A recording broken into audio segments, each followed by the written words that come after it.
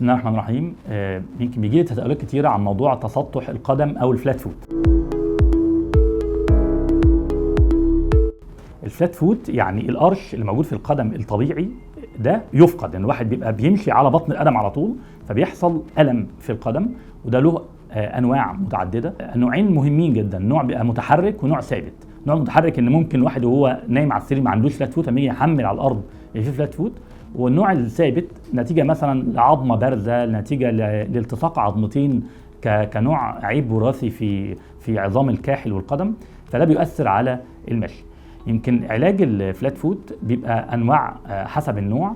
العلاج ده بيبدا من العلاج التحفظي بلبس حذاء مناسب، بتقليل الوقوف كتير، بتقليل الوزن، الى العلاج الجراحي. وده نسبه كبيره من الحالات بعد سن البلوغ بيحتاجوا علاج جراحي لو الفلات فوت خاصه كان من النوع الثابت مش من النوع المتحرك.